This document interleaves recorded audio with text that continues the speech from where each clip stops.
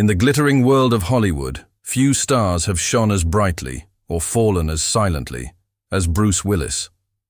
For decades, he was the ultimate action hero, the tough-talking cop who could save the world with a smirk and a one-liner.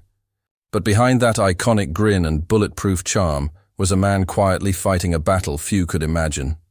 Now, at 70, devastating news has rocked fans and his loved ones alike. After years of struggling with health issues, Bruce's condition has worsened, leaving his family in tears, not just from heartbreak, but from the staggering reality of what he's left behind. The world knows Bruce Willis as the star of Die Hard, Pulp Fiction, and The Sixth Sense, but those closest to him know the father, the husband, and the quiet soul who valued family above fame.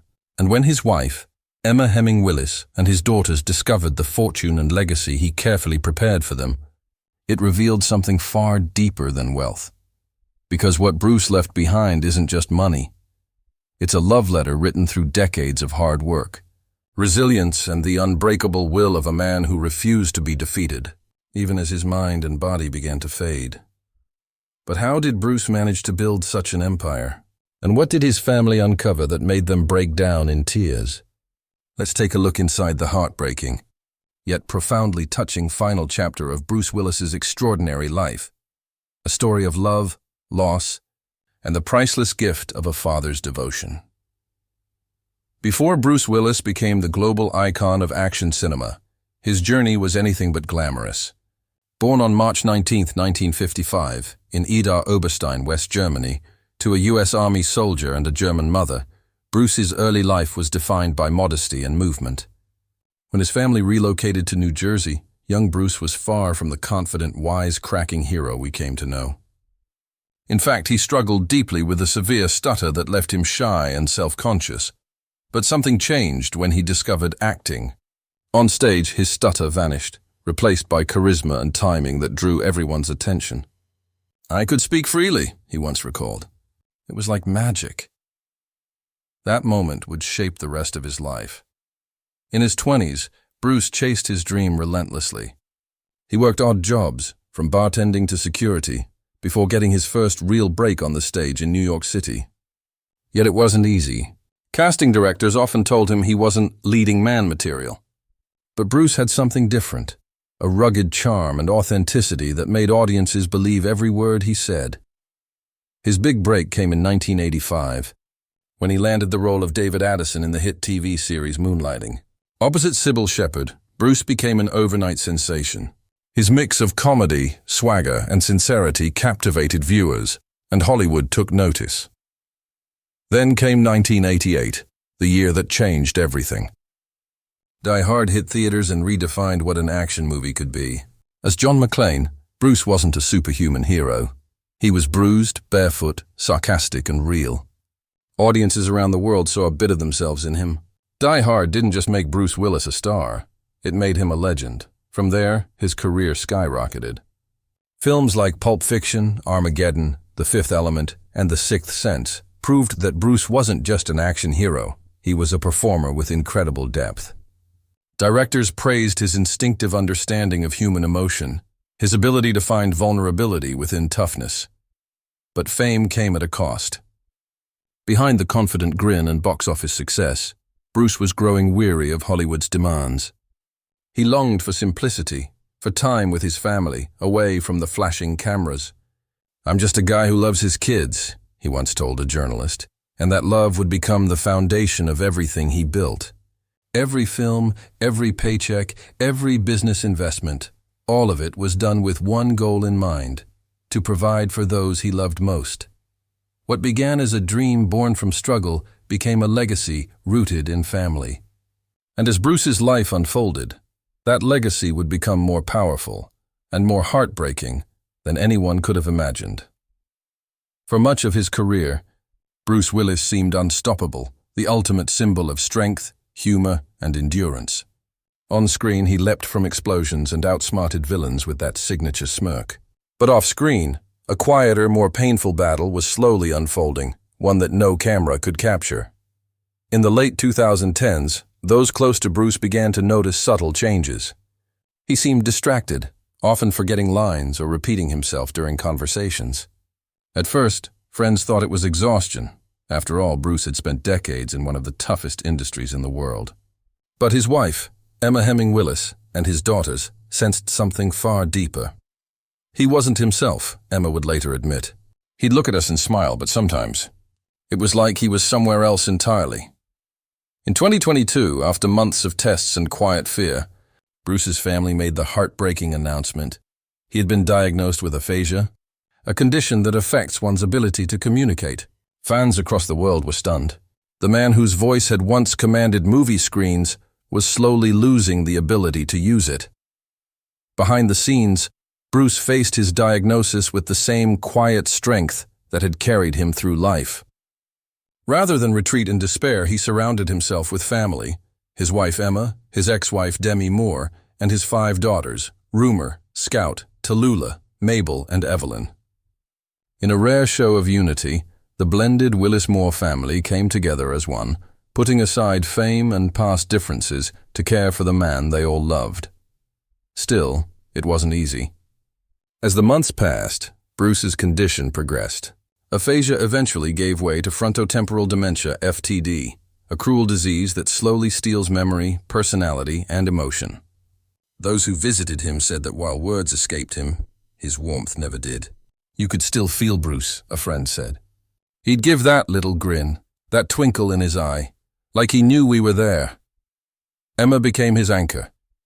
She often shared updates on social media, showing the reality of caring for someone with a degenerative illness. "It's painful," she confessed, "but love is louder than fear." Demi, too, remained by his side, proving that family ties, no matter how unconventional, could endure anything. For Bruce, the battle wasn't about fame anymore. It was about dignity.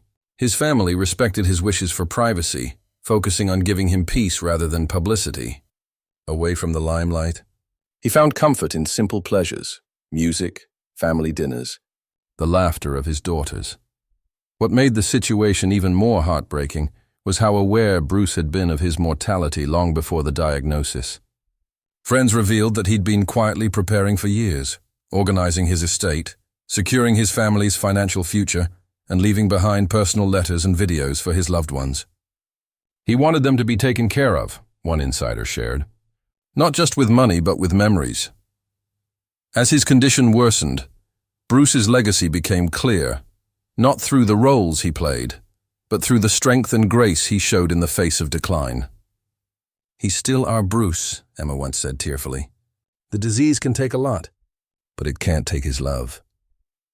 And it was that love, quiet, enduring, and unconditional, that would soon move his family to tears when they uncovered what he'd left behind. When Bruce Willis's family began sorting through his estate and personal files, they expected to find the usual: contracts, investments, properties.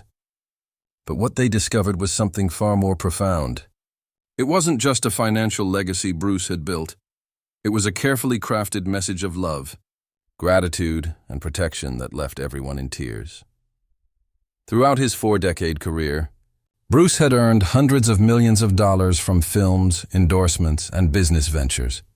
But unlike many celebrities, he managed his wealth with quiet discipline. He didn't live recklessly. Every purchase, every investment, every trust fund was part of a plan, one centered entirely around his family.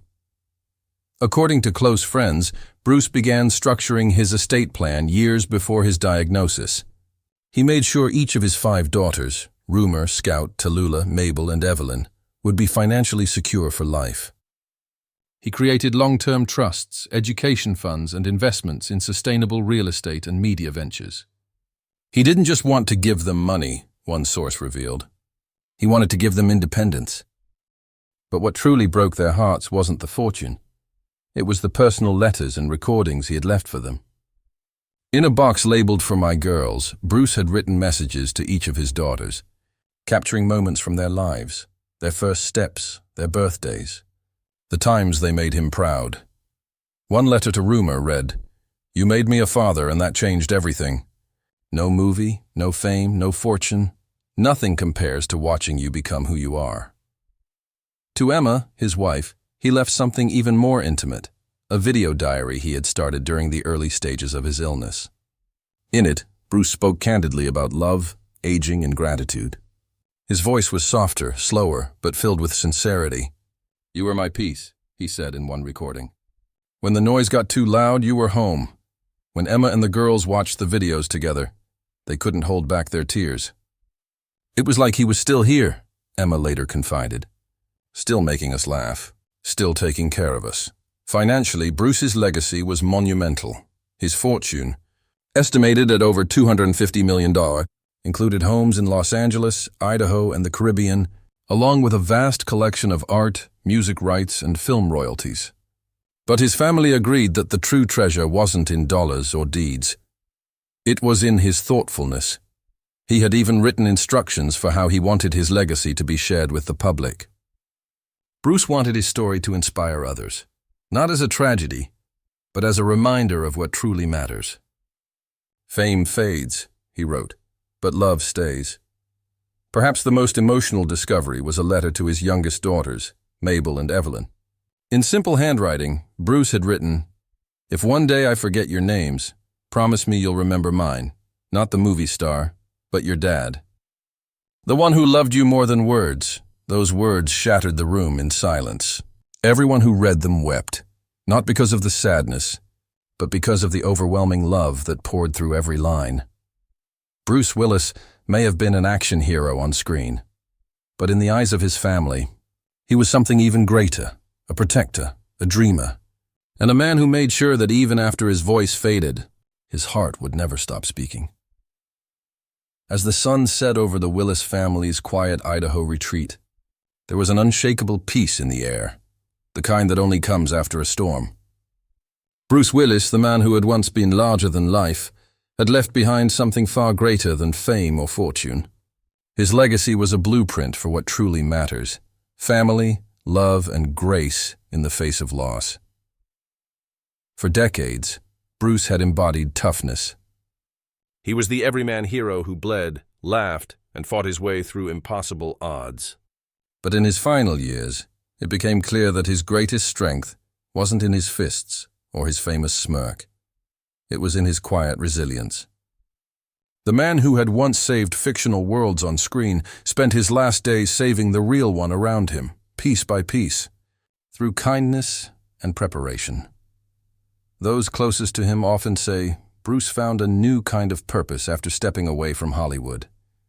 He cherished the simple life, waking up early to watch the sunrise with Emma, cooking breakfast for his girls, or strumming his guitar by the fireplace.